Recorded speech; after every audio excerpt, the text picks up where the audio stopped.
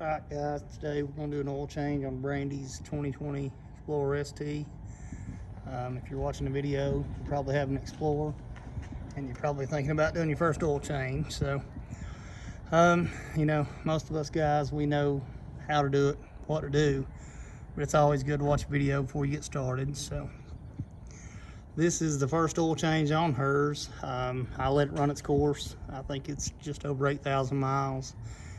A lot of guys probably want to change it before then, but you know, if that's what it tells me to do, that's probably what we're going to do. So you just do whatever you feel is necessary on yours. These things are a little bit low, so today I ran hers up on some small blocks, and I didn't have to jack it up. Anytime I can keep jacking it up, that's what I'd rather do. So just got it up on them on both sides, and that way when you drain the oil out, everything's good. No big issue. Tools are all pretty simple. Need a 7mm to take the bottom pan off. You need a pair of pliers or trim tool. Pop out 4 or 5 clips out of it. You'll have to have a ratchet and extension. Today I used an 1 1/16" to take off the oil filter plastic housing cap. You can also use a 27mm.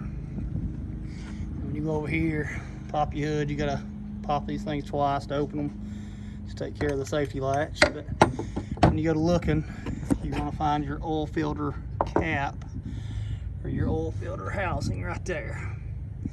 That's the top of it. It's right on the passenger side, top of the engine, right in front of your strut bar. You put this little dude right on there, and you just spin it off.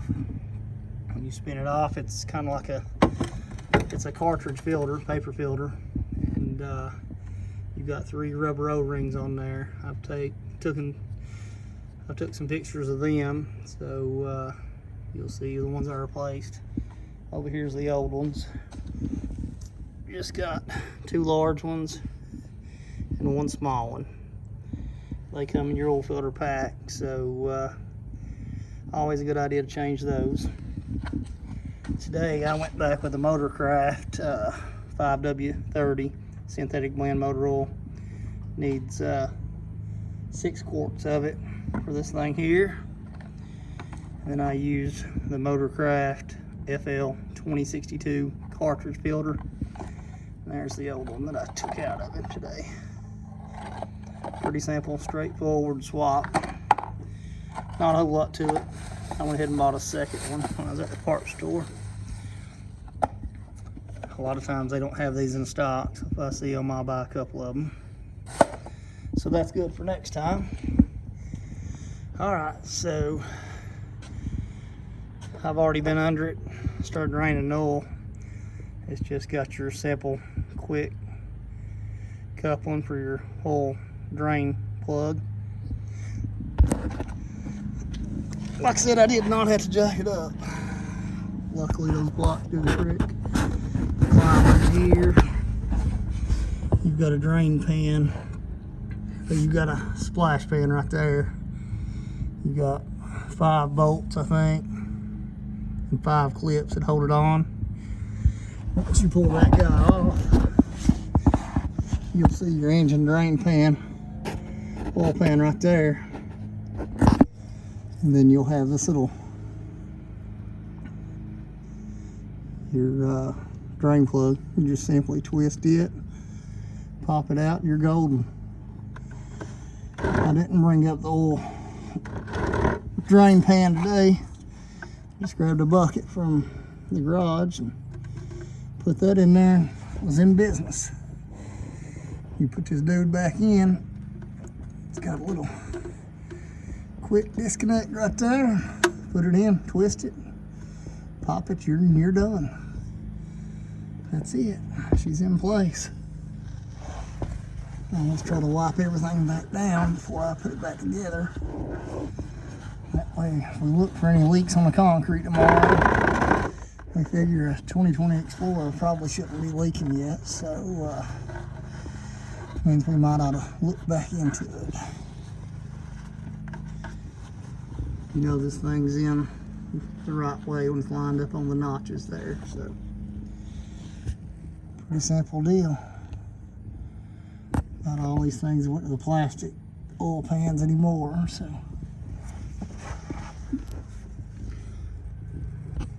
Right there's your hardware.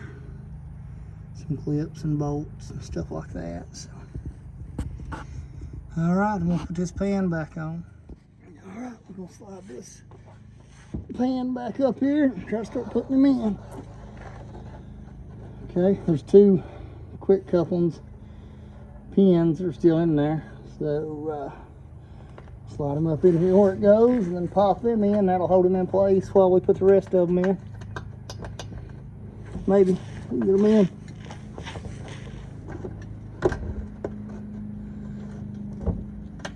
Okay, that one's in place now. Just over here in place, and then we can start putting the hardware in.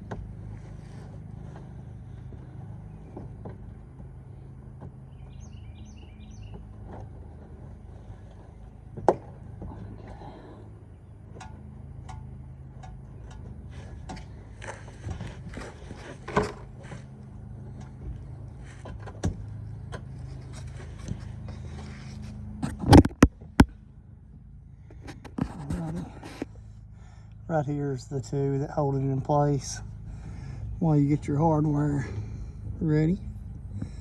Right there, you put those two in. Okay, I'll get the hardware in. Now, here was your pin that I told you held it in place on this side.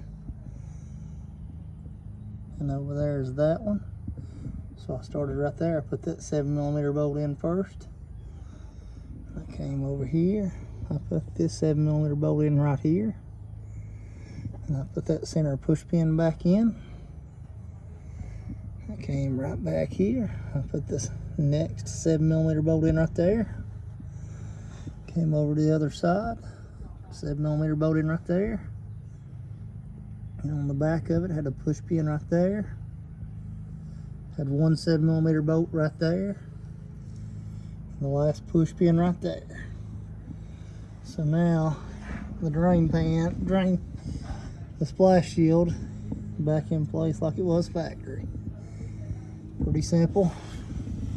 And on this I just used your basic socket set, 7mm, and I used a pair of needle nose pliers just to pull those out and to even pull out the push pins. They make the right tools for it, but you can do it with these about just as easy. We didn't tear nothing up, so that's a plus. So that's got the bottom side of it done. I've already showed you how to do the filter housing up top. Got it all put back together, so now we're going to put the oil back in him, start him up, reset the light. She'll be good to go till it tells us to change it again. Okay, the oil change is complete. Got everything filled back up. Got most of the mess cleaned up. I put the old oil into my jugs so we can get rid of it. Now we gotta check our oil here to make sure we're okay. Put your dipstick. And we'll take a look at it. And it is hard to tell with holding the camera, but when you steady it, it is exactly on the top line. So 6 quarts puts it exactly where it needs to be. Now after I back it down off the blocks, I'll check it one more time to make sure she's dead level. But for now, it shows exactly what it should be. So the Ford book is right. Sometimes it is, sometimes it isn't. So, but today everything worked out okay on it. So looks like I'm gonna do a cleaning under the hood of this thing. We don't drive it in terrible weather, but it's still getting dirty. I need to spend a little time cleaning it up. Give this kind of money for one, you need to try to take care of him, I guess. So, all right. Got the outside part done. Now I'm gonna go in there and reset the light. Okay, now I'm gonna get inside of it, reset this light. I should be good to go for a little while. First thing you do is hit your start button, turn the radio off. Okay, we're not looking to start it. We will go into menu.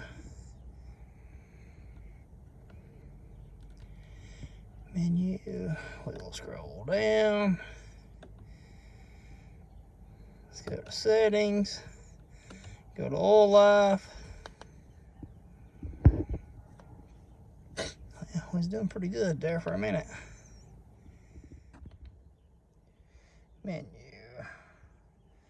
Settings.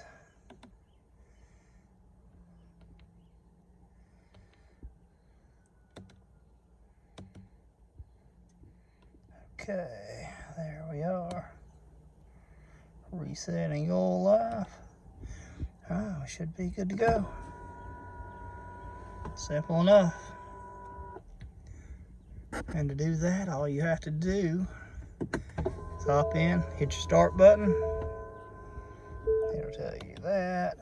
Then you'll go to menu right here on your steering wheel. You will scroll down to settings. You will click OK. You see it on oil life. You'll hit OK. We got her set to 100%. All you got to do is hit your OK button, hold it down. It'll reset it to 100%, and you are golden. We'll hit start. Everything should be okay. Simple enough, guys. One last thing right here. If you do pull your vehicle up on blocks, you always want to pull off from them forward. If you back off from them, that block is going to kick up and it's going to catch your front bumper cover, and that'll pull your front bumper cover loose. Of course, we don't want to do that. If you pull forward off them, then you'll be fine. Or you can jack it up, get it off from them. Just be careful, guys. These are nice cars. We don't want to tear them up by being careless. So Mama should be good to roll for another 8,000 miles according to her driving style, I guess. If that's how you all choose to do it. Some guys want to change them at 5,000, and I'm cool with that. But on ours, we just use the synthetic mix oil and factory, what they call for, and change it at when the car tells us. So I'm not telling you that's right, and I'm not telling you that's wrong. I'm telling you that's how I do it. So, but other than that, guys, hopefully this gives you an idea of what you need, and let you know what you're up against when you change your oil. Just a few small